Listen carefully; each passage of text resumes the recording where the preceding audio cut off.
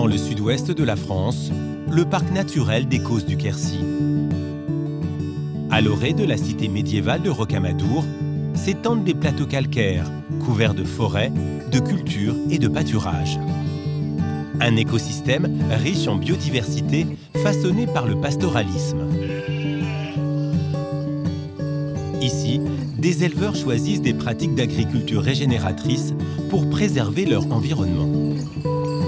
Je m'appelle Sandrine Rivière, je suis éleveuse de Causses du Lot. C'est des brebis à lunettes. Elles ont le tour des yeux noirs et le bout des oreilles noires aussi. J'élève 1600 brebis.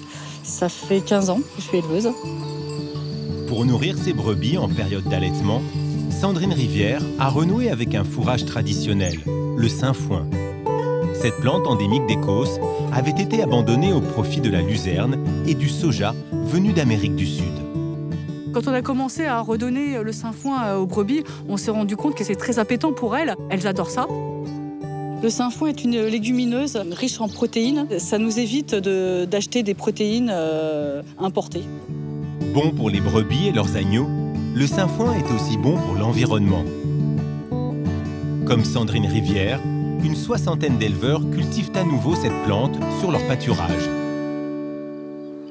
Ils sont accompagnés par les experts d'Épiter, qui aident les agriculteurs à relever le défi de la transition écologique. La force du sainfoin, c'est d'être une légumineuse rustique. Elle a un système racinaire qui lui permet d'aller chercher en profondeur les ressources dont elle a besoin pour se développer. Elle arrive à lutter facilement contre les chaleurs excessives, pas mal adaptée du coup au changement climatique, bien entendu, mais aussi à la rudesse de ce climat caussenard. On a des sols assez pauvres, voilà, on arrive très vite sur la roche. L'eau, quand elle tombe, elle part facilement en profondeur, et donc le sainfoin est très fortement adapté à tout ça. Autre atout du sainfoin, son pouvoir mellifère. Ses fleurs mauves attirent des pollinisateurs de toutes sortes. Un bienfait pour la biodiversité. Autour de ces parcelles de sainfoin, nous avons implanté des ruches qui peuvent profiter effectivement de la fleur de sainfoin. On dit qu'on est des bergers des abeilles, les bergers des abeilles. 200 hectares de sainfoin vont être replantés sur les Causses avec 2 ruches par hectare.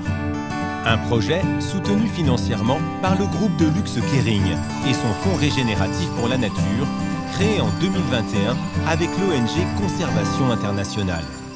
Le groupe Kering a décidé de placer la protection de la biodiversité et des écosystèmes au cœur de sa stratégie environnementale. Et le Fonds régénératif pour la nature est vraiment le bras armé opérationnel de déploiement de cette politique. L'objectif est ambitieux.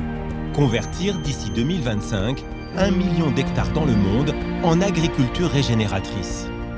Quand je parle d'agriculture régénératrice, c'est bien évidemment une agriculture qui va produire des matières premières que nous allons pouvoir utiliser tout au long de notre chaîne de fournisseurs, donc du coton, du cuir, de la laine, etc.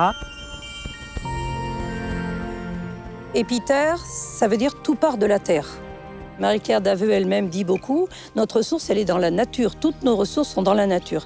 Agriculteurs, nous avons voulu montrer que nous sommes aujourd'hui à la source de beaucoup de solutions pour l'environnement. C'est l'agroécologie. La biodiversité est un bien commun, elle est sous nos pieds, en quantité. Et être accompagné financièrement pour en faire davantage, c'est gratifiant pour les agriculteurs.